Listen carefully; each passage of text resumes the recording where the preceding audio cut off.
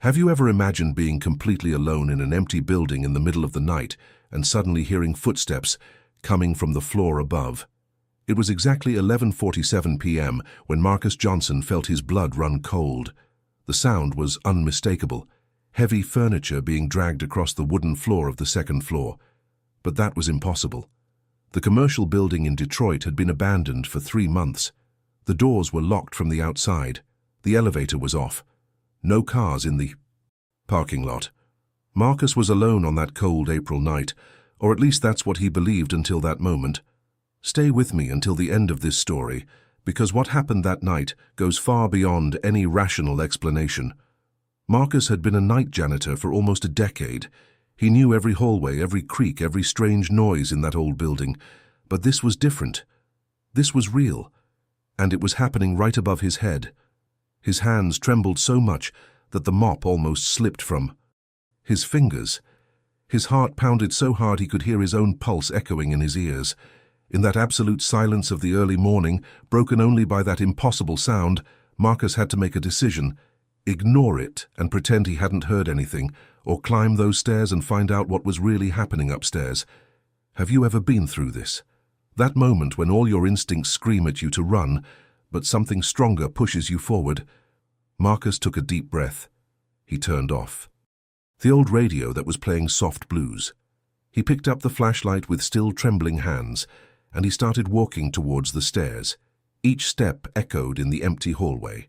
The fluorescent light in the lobby flickered twice, as if the building itself was trying to warn him of something. But Marcus continued. He had no idea that what he was about to discover would change his life forever. And the truth, believe me, was far more disturbing than any ghost or creature of his imagination.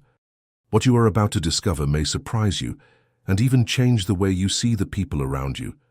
Because sometimes true terror doesn't come from the supernatural. It comes from the stark reality of the human condition. And Marcus was seconds away from facing that reality head-on, in the darkness of that second floor. Before I tell you what Marcus found on that second floor, I need to ask you something. If this story is affecting you, if you've ever felt that chill down your spine in the face of the unknown, or if you've ever encountered a situation that completely changed your perspective on life, leave a comment below about what's touching you the most so far. Seriously, I read every comment, and these stories you share make this community something truly special. Have you ever been in a similar situation? Have you ever had to make a difficult decision in the middle of the night? Tell us about it. And look, if you're enjoying this narrative, if you're feeling this connection with Marcus's story, leave a like on the video. It may seem like a small gesture, but that's what makes the algorithm understand that this type of content is worthwhile, that real and profound stories deserve to be seen by more people. Your like literally helps this message reach someone who might need to hear exactly that today. And if you haven't subscribed to the channel yet, hit that subscribe button and activate the bell. Why? Because every week I bring stories like this, stories that go beyond superficial entertainment, that touch on something deeper within us, stories about humanity, courage, and choices that define who we really are. I know this topic resonates with you, and your participation here is what makes this channel grow and reach more people with this type of content. We are a community of people who believe that there are still stories worth telling, that it's still worthwhile to take a few minutes to reflect on what really matters. And you are part of that. So, stay with me, because now comes the part that will truly impact you. Marcus was climbing those stairs, and what he was about to discover went far beyond anything he could have imagined. Each step creaked under Marcus's feet as he slowly climbed those stairs. The second-floor hallway was plunged into total darkness. Only the emergency light at the end flickered faintly, creating shadows that danced on the walls. But to understand the weight of that moment, you need to know who Marcus Johnson really was. At 52 years old, he carried on his shoulders much more than just a mop and a bucket. He carried a lifetime of transformations, falls, and new beginnings. Marcus had worked as a night watchman for almost a decade, but this wasn't the life he had planned. Before that, he spent 23 years working at the Ford factory in Detroit. It was a good job, decent pay, health insurance, that feeling of stability that lets you sleep soundly at night. But when the crisis hit and the factory started laying off workers, Marcus was one of the first to receive the notice. 52 years old, experience on the assembly line, and a job market that wasn't exactly welcoming him with open arms. The hidden truth about middle-aged unemployment is that nobody talks about the psychological impact, about how it shakes your identity, your mindset, everything you believed yourself to be. That's how he ended up accepting the job as night watchman at the Harrison & Associates building. Shifts from 10 p.m. to 6 a.m. 5 nights a week, minimum wage and no glamour. But it was what he had, and Marcus was a responsible man. He had bills to pay, a wife who depended on him, and too much pride to give up. The building had been a thriving law office, the kind with thick carpet, pictures on the walls, and air conditioning that actually worked. But in January of that year, everything suddenly shut down. Marcus never knew exactly why. Some said it was a financial problem. Others spoke of an internal scandal. Investigations. He only received orders from the real estate manager. Keep everything clean and organized until further notice. And you know what? Marcus had learned to enjoy that solitary job. There were no bosses breathing down his neck, no colleagues to create chaos or office politics. It was just him, the bucket, the old radio tuned to the blues station, and those empty, silent hallways. There was something almost meditative about that routine, mopping the floor, tidying the chairs, checking the doors. 8 hours of silence where he could think, process life, make peace with the decisions that had brought him there. On that cold Thursday in April, when Marcus arrived for another ordinary shift, everything seemed perfectly normal.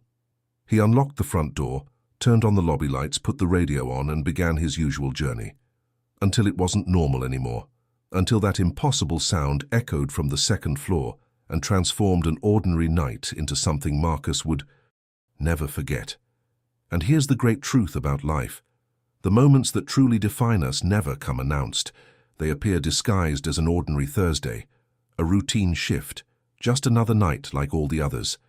And then, suddenly, you're faced with a choice that will reveal who you really are beneath all the layers of exhaustion and resignation. Marcus was about to discover something about himself that he had forgotten during all those years of automatic survival. Marcus had just finished mopping the marble floor of the lobby when he heard it. A muffled, dull but unmistakable thump, coming from above. He stopped mid-sleep, mop still in hand, and looked at the ceiling. He remained completely still, just breathing, waiting. Maybe he had imagined it. Maybe it was just the weariness of another lonely night playing tricks on his mind. He reached out and turned off the radio. Absolute silence filled the building. That kind of heavy, almost physical silence that seems to press against your ears from the inside out. Marcus tried to rationalize. Old buildings make noise, he thought. It could be the heating system adjusting to the early morning temperature, or the old pipes expanding, or even some pigeon that got in through a broken window and was walking on the ceiling. These logical explanations are the first defense our minds create when faced with something we can't immediately understand. It's a protective mechanism, a way to stay calm in the face of the unknown. Marcus shook his head, half laughing at himself for being scared by nothing, and went back to scrubbing the floor. And then it happened. Drag, drag, drag. The sound was crystal clear, impossible to deny or interpret otherwise. Something heavy was being dragged across the wooden floor of the second floor. It wasn't the plumbing. It wasn't the heater. It wasn't a pigeon. It was something large, solid, being pulled with effort from side to side, right above Marcus's head. He felt his heart race in his chest, that sudden acceleration that comes with an adrenaline rush. His hands began to tremble. He dropped the mop and stared intently at the ceiling, as if he could see through the concrete and discover what was happening up there. The fluorescent light in the lobby flickered once, then twice, as if the building itself were reacting to that impossible sound. And at that moment, Marcus faced a crucial decision, one that reveals far more about who we are than any conversation or declaration of intent. All his instincts, every fiber of his being screamed at him to do one thing: run. Grab his things, walk through that front door and leave. call the real estate manager in the morning and say he heard strange noises, that someone should check during the day in sunlight and with several people around. That would be the safe choice, the logical choice, the choice any sensible person would make. But Marcus didn't run. Do you know why? Because he had a job to do. Because despite everything, despite being just a minimum wage night janitor, he had a responsibility. That building was under his care for those 8 hours, and if something was wrong, it was his duty to check. But there was something more, something he barely admitted at that moment. Curiosity. A deep and genuine curiosity about what the hell was going on up there. Because the truth is that living on autopilot, just surviving day after day, week after week, destroys something essential within us. And at that moment, for the first time in a long time, Marcus felt truly alive.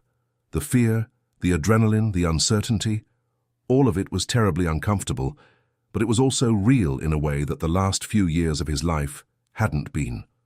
Marcus walked to the cleaning closet and grabbed the large flashlight, the heavy metal one that also served as an improvised weapon if necessary. He tested the beam of light, took 3 deep breaths trying to calm his heartbeat, and began walking towards the stairs. Each step echoed.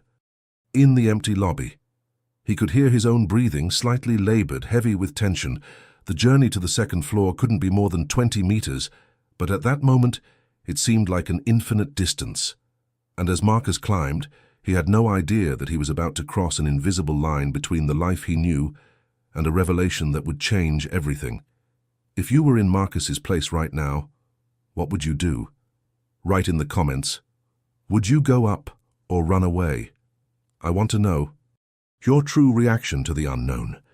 Each step creaked under Marcus's feet, breaking the dense silence that had taken over the building. He climbed slowly, almost in slow motion, the flashlight visibly trembling in his right hand. The light swayed on the walls, creating distorted shadows that seemed to move on their own. The second-floor corridor was completely plunged into darkness. Only the red emergency light at the end of the corridor flickered weakly, giving the space an almost surreal atmosphere, as if Marcus had crossed some portal and was no longer in the world he knew. When he finally reached the top of the stairs, Marcus stopped. He stood completely still, holding his breath, trying to catch any sound, any evidence that someone or something was there with him. But all he could hear was the distant, monotonous hum of the refrigerator in the cafeteria, the kind of sound you only notice when everything else is in absolute silence. No rustling, no movement, nothing. Just that unsettling emptiness that made Marcus question his own sanity. Had he really heard that? Were the loneliness and exhaustion finally taking their toll, creating auditory illusions, phantoms where there was only old pipes and wood adjusting to the night's temperature? It must have been my head, Marcus murmured to himself, his voice sounding strange and small in that empty space. He almost laughed, a nervous laugh of relief, already thinking about going back downstairs, finishing the cleaning, and forgetting that silly scare. But it was exactly at that moment, in that second of false security, that Marcus saw something that made all the blood in his body seem to freeze at once. The door to Office 204 was ajar, not much, maybe 15 centimeters, enough to reveal an even deeper strip of darkness on the other side, but definitely open. And that was absolutely impossible. Marcus felt his legs go weak. He himself had locked all the doors at the start of his shift, as he religiously did. Every night. It was part of the routine, a safety procedure he had followed for years without fail, going down the hall, checking each doorknob, making sure everything was secure before starting to clean. That door had been locked just a few hours ago. Marcus was absolutely certain of that. So how on earth was it open now? His mind tried to find rational explanations. Maybe the lock was faulty. Maybe the latch hadn't engaged properly and the door had opened on its own due to a draft. But there was no draft. The windows were all closed. And that door was heavy, made of solid wood, the kind that doesn't move unless someone pushes it. Marcus stood there for what seemed like minutes, but was probably only a few seconds, caught between the urge to run and that stubborn curiosity that wouldn't let him leave without discovering the truth. Slowly, his heart pounding so hard he could feel his pulse in his neck, Marcus began to approach the half-open door. Each step seemed like a conscious decision, a deliberate effort of will against all the survival instincts screaming inside him. The flashlight in his hand trembled so much that the beam of light danced frantically on the walls. He reached the door. He stopped right in front of it. He took 1, 2, 3 deep breaths, and then, gathering all the courage he had, he extended his free hand and pushed the door open slowly. The old hinges creaked loudly, a sharp, drawn-out sound that cut through the silence like a knife. The door swung open, revealing the dark interior of Office 204. Marcus shone his flashlight inside, and what he saw in that moment made his stomach churn, made all the air escape his lungs, made the world around him seem to spin. Because the hidden truth was right there, materialized before him, and it was far more complex, far more human, and far more disturbing than any supernatural explanation his mind could have conjured up. The room was inhabited, not abandoned as it should have been, but genuinely inhabited, as if someone had transformed that empty office into a makeshift home. The light from Marcus's flashlight revealed a scene he never expected to find. There was an old, faded blanket spread on the floor, right next to the wall, forming a kind of makeshift bed. In the right corner of the room, stacked with almost meticulous care, were empty food cans, mostly beans and soup, those cheap brands you find in any supermarket. Plastic water bottles, some full, some empty, were lined up near the window. A worn, faded blue coat hung on the office chair, as if it was someone's wardrobe. And then Marcus saw the most disturbing detail of all. In the center of the room, on a small pile of papers that served as a makeshift base, was a still smoldering candle with a thin line of smoke spiraling upwards. The flame had just been extinguished, probably seconds before Marcus opened that door, which meant one terribly clear thing: someone was living there, inside that supposedly empty building, and that person had heard Marcus climbing the stairs and had hidden when they realized they were no longer alone. Marcus felt his legs tremble. He took an instinctive step back, trying to process the impact of that discovery. Someone was living there, but for how long? Weeks, months? Since the building had closed in January. That meant 4 months of someone living hidden in that place, using the bathrooms, eating canned food, sleeping on the cold floor, completely invisible while. Marcus cleaned the lower floors night after night. How hadn't he noticed before? How could someone remain hidden for so long? And then came the most terrifying thought. The person was still there, nearby, very close. Marcus could feel it, that primal sensation of being watched, of not being alone in a space that should have been empty. His heart pounded in his chest. His breath was short, panting. He gripped the flashlight tighter in his hand, the only object that made him feel even minimally protected in that moment of total vulnerability. That's when he heard it. A creak. Wood pressed down by weight, coming from behind him, from the dark corridor he had just crossed. Marcus turned his body too quickly, in a brusque, purely reflexive movement, trying to point the flashlight in the direction of the sound. But his hands were so shaky, so wet with sweat, that the flashlight slipped from his fingers like soap. It fell to the wooden floor with a dry thud, and the light went out on impact, plunging everything into absolute suffocating darkness. Marcus froze. He couldn't see anything, absolutely nothing. He could only feel his own heart exploding in his chest, hear his own desperate breathing echoing in that enclosed space. The darkness was so dense it felt physical, as if he could touch it. And in that black void, in that endless second of pure terror, a voice emerged from nowhere. A hoarse, trembling voice, laden with fear and despair, that broke the silence in a way Marcus would never forget. "Please, and don't hurt me." The words hung in the air like a ghost. Marcus felt every muscle in his body tense. It wasn't a threatening voice. It wasn't the voice of someone about to attack.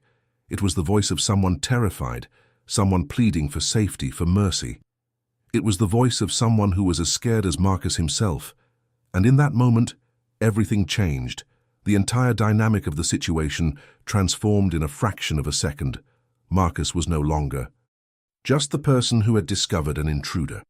He was now part of a profoundly complex human encounter, full of layers of vulnerability, need, and decisions that would have consequences far beyond that night.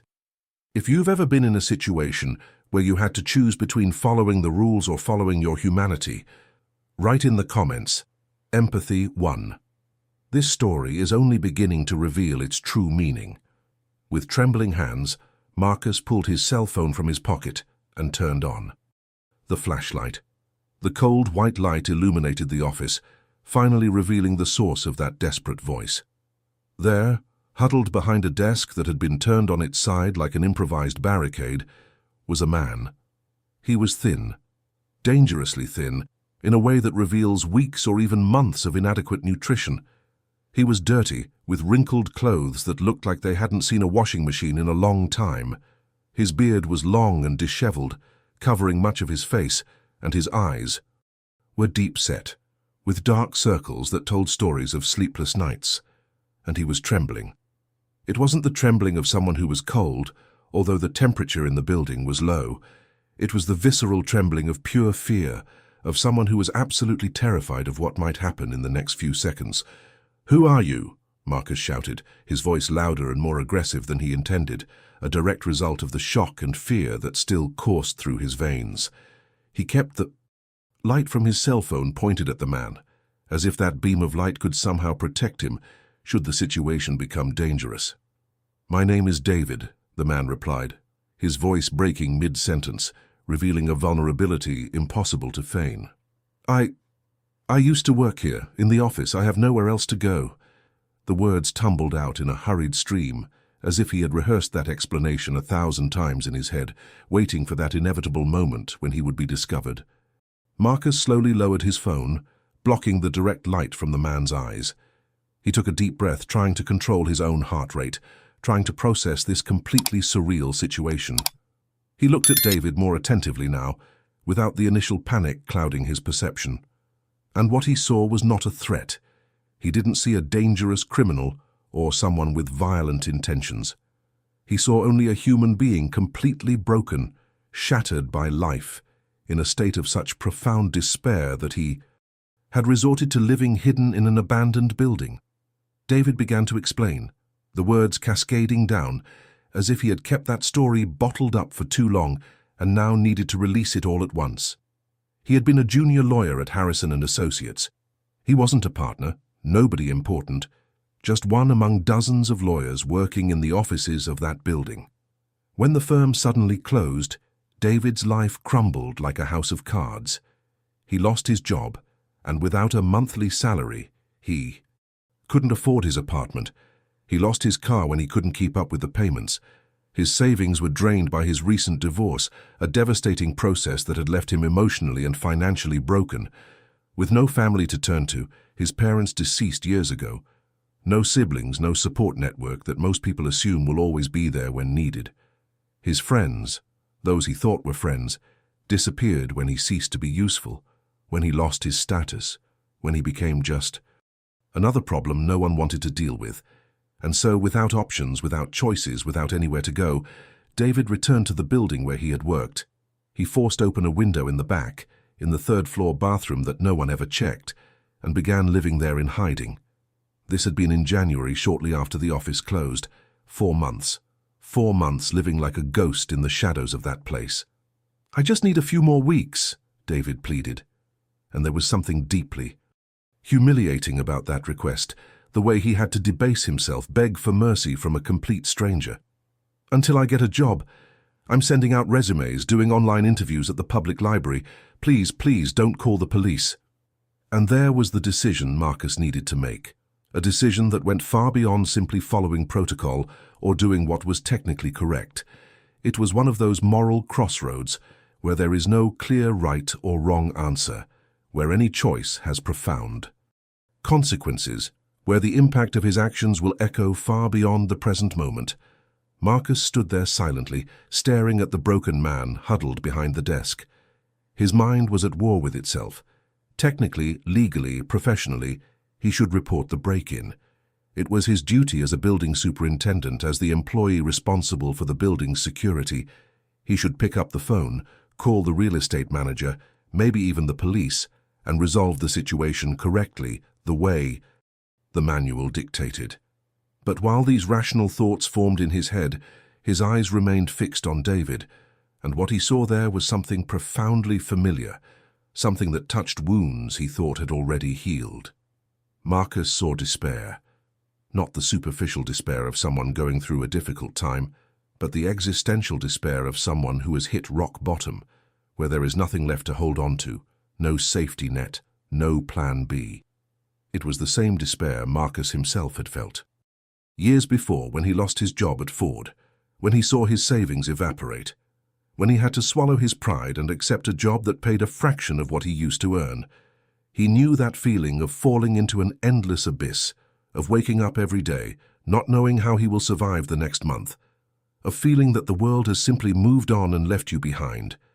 And it was in this recognition, in this invisible but powerful connection between two stories of downfall and survival, that Marcus confronted the true dimension of the choice before him.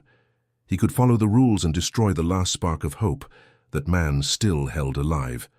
He could do the right thing according to protocol and condemn David to the streets, to overcrowded shelters, to the system that crushes already broken people until they turn to dust. Or he could risk his own job, his own precarious stability, to help a complete stranger who had absolutely no reason to deserve his compassion beyond the simple fact of being a suffering human being. Marcus looked around the office, then down the empty hallway outside. The building was genuinely abandoned. No one came to check on it.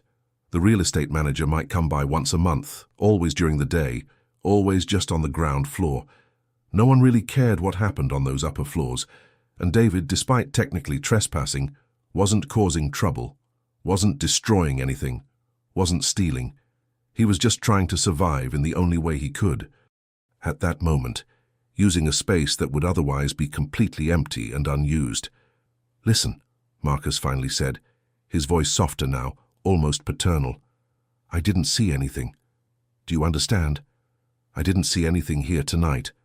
He paused, letting those words sink in, watching David's expression shift from terror to confusion and then to a fragile spark of hope. "But you need to be more careful, much more careful. No noise, especially at night. No candles, because if there's a fire here, you'll have far worse problems than being discovered. And you need to leave before 6 a.m. always, without exception. The security personnel patrol in the morning, and if they catch you, I won't be able to do anything." David could hardly believe what he was hearing. Tears began to stream down his dirty face, leaving clean trails on his cheeks. He tried to speak, but his voice failed him on the first attempt. "Thank you," he finally managed to whisper, the word laden with emotion so intense it was almost physical. "Thank you. Thank you.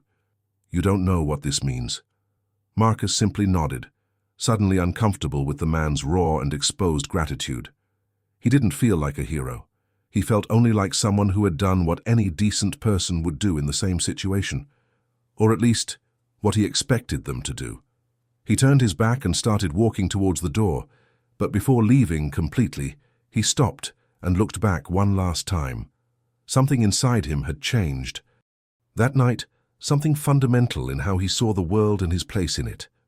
If you believe there are times when following your heart is more important than following the rules, write in the comments, "I did the right thing." Because sometimes the most revolutionary thing we can do is simply see the humanity in those whom society has already given up on.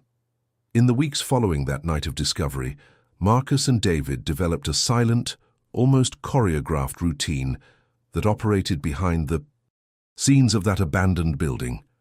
Marcus began leaving extra food in the second-floor cafeteria, always in a specific spot where David could find it without much searching.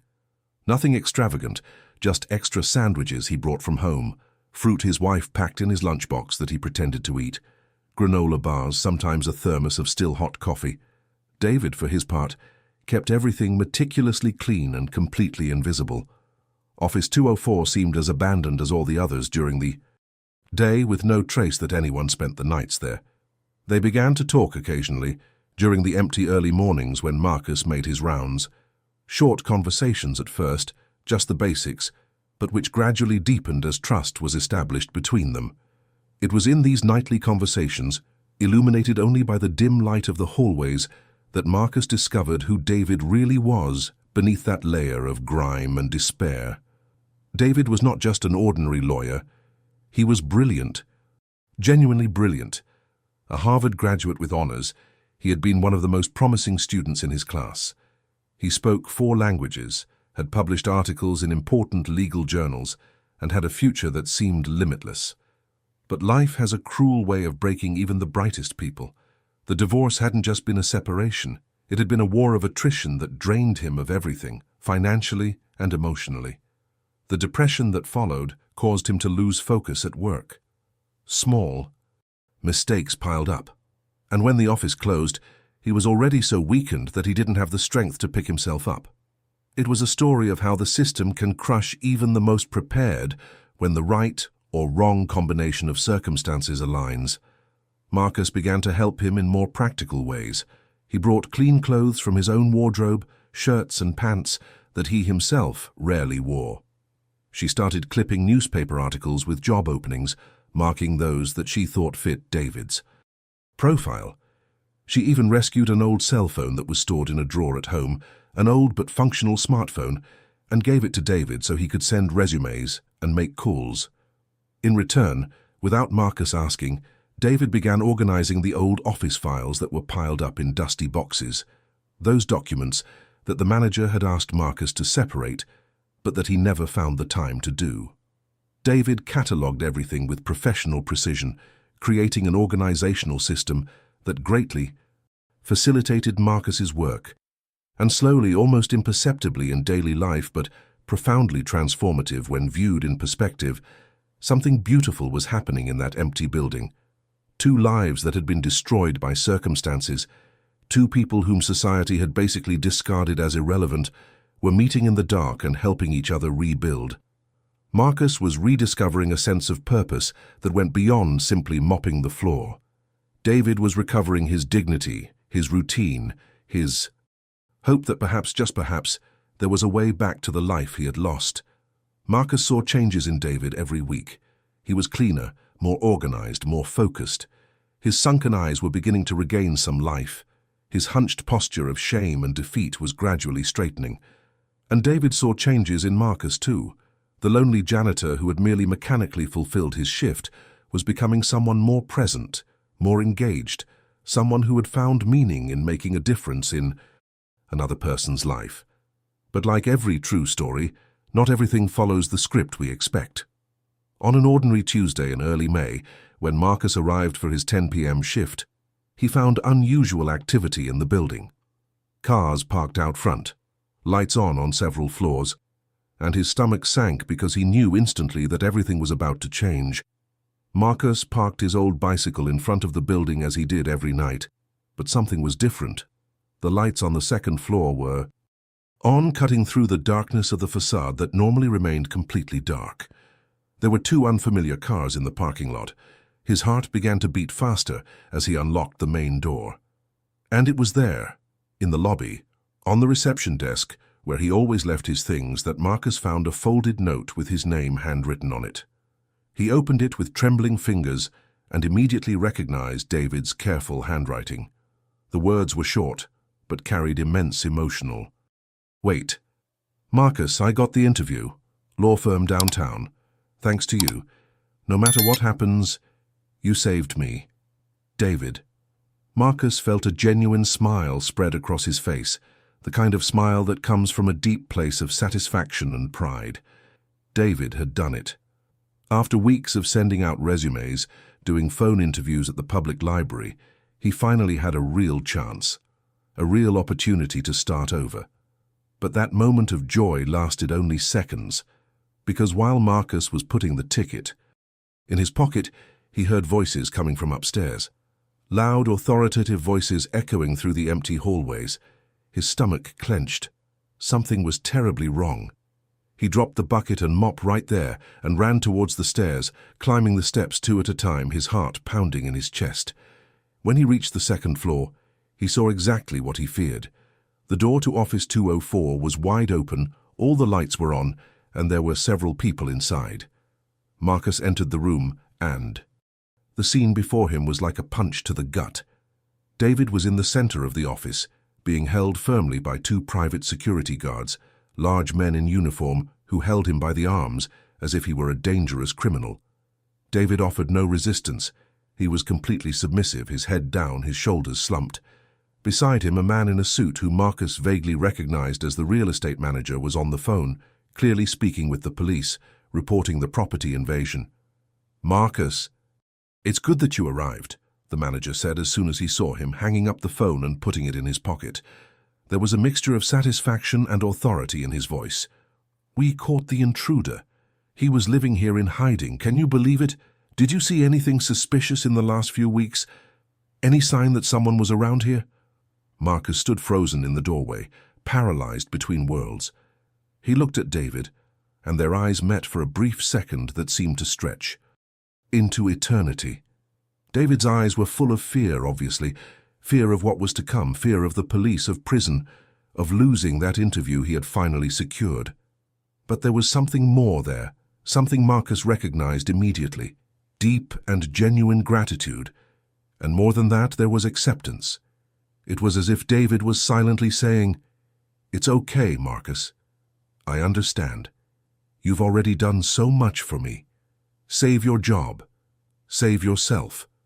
I understand." And in that moment of absolute decision, Marcus had a crystal-clear revelation about who he truly was, not who he pretended to be, not who circumstances had forced him to become, but who he was at his core. He could lie. He could say he hadn't seen anything, that he was as surprised as everyone else there, that he had no idea anyone was living in the building.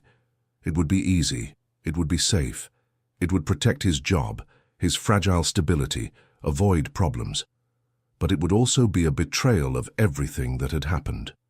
Between him and David in the last few weeks, a denial of the transformation they had both experienced together. Marcus took a deep breath, feeling the air fill his lungs completely. He looked the manager straight in the eyes, and in a firm voice, firmer than he had expected, he replied, "I knew. I've known for weeks, and I let him stay." The silence that fell over the room was absolute and heavy. The security guards looked at each other, confused. The manager stood completely still, processing those words, trying to understand if he had heard correctly. David raised his head for the first time, his eyes wide with shock and disbelief, and Marcus remained there, standing, simultaneously feeling the crushing weight of the consequences to come and a strange sense of freedom that comes from finally telling the truth. If you've ever had to choose between protecting yourself or standing up for what's right, write in the comments, "I told the truth," because these are the decisions that define who we truly are. Marcus lost his job that very night. The real estate manager didn't hesitate. Violation of protocol, negligence in duties, allowing trespassing on private property, the list of accusations was long and technically correct. Marcus handed over the keys, collected his things from the cleaning closet, and left that building for the last time without looking back. David was released with a formal warning and the threat of legal action if he returned. Both left that Tuesday morning, without knowing what tomorrow would bring, but aware that they had done what was right even if the price had been high.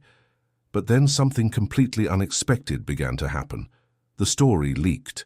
One of the security guards mentioned it to his wife, who mentioned it to a journalist friend, and within days the story was on the pages of the Detroit Free Press with the headline, "Janitor Risks Job to Help Homeless Man in Abandoned Building." The article recounted the details sensitively, showing not only the facts but the humanity behind them. And the Detroit community, a city that knows deeply the scars of job loss and the struggle to survive, mobilized in a way that no one could have predicted. Donations began pouring in for Marcus, who initially refused them but eventually accepted them when he realized that people genuinely wanted to help. Job offers appeared from unexpected places, and David, who had gone to the interview, even after everything that had happened, got the job at the downtown law firm. But the story doesn't end there because David didn't forget who had been by his side when he had absolutely nothing. 6 months after starting his new job, when he had already stabilized financially and regained his professional credibility, David made a decision that would change both their lives forever. He opened his own law office, a small office but with a clear and powerful purpose, to offer legal services to vulnerable people, those who would not normally have access. Care to justice because they cannot afford legal fees. And the first person David hired was Marcus Johnson, not as a janitor, but as operations manager. Marcus, with his life experience, his ability to see beyond appearances, and his organizational skills developed over the years, was perfect to help build something that truly mattered. Today, 5 years after that April night, when Marcus heard impossible footsteps on the second floor of an empty building, Marcus and David are true partners. The firm has grown, now has a team of 6 lawyers and helps hundreds of people a year. They work on cases of wrongful eviction, battles over denied benefits, labor disputes where the worker has no voice.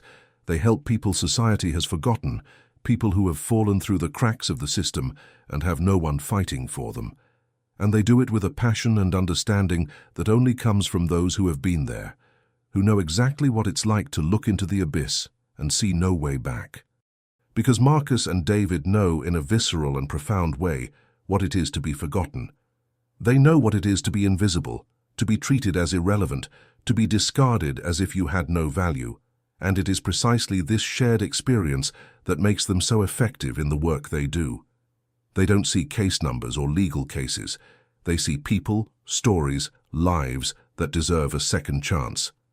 The fundamental lesson of this story is simple yet profound. Sometimes the building was never truly empty. It was simply waiting for someone brave enough to see the invisible, to recognize humanity where others see only problems or inconveniences. It was waiting for someone willing to risk everything, their stability, their job, their security, to do what is right instead of what is easy or convenient. Marcus didn't encounter a ghost on that cold April night. He encountered humanity in its rawest and most vulnerable form. And by consciously choosing to see that humanity, by deciding that David's life mattered more than following protocol, Marcus saved 2 lives. He saved David, obviously, by giving him time and space to rebuild. But he also saved himself, rescuing himself from an existence on autopilot and discovering a purpose that went far beyond simply surviving. And if you've made it this far with me, to the end of Marcus and David's journey, I'm sure this story touched something deep within you. Perhaps it reminded you of someone you helped, or someone who helped you when you needed it most. Perhaps it made you reflect on the choices we make every day between what is convenient and what is right. If this type of content resonates with you, if you want to continue following real stories that go beyond a superficial entertainment and touch on something deeper about what it means to be human, subscribe to the channel here. Every week I bring you narratives like this, stories that make you think, feel, and perhaps even change the way you see the world around you. And leave a comment below with the phrase, "I made it to the end." I want to know who really stayed with me throughout this whole story, who felt the connection we built together in those few minutes. Your comments show me that this work is worthwhile, that these stories matter. If the story impacted you, leave a like too. It's not just a mechanical gesture, you know. It's you telling me that this message reached me, that it was worth it for me to have dedicated time to telling this story in the best way possible. And look, there's a video over here about another incredible story of transformation and difficult choices that I think you'll enjoy. Click there and continue the conversation, because it doesn't have to end here. Thank you for staying until the end. See you in the next video.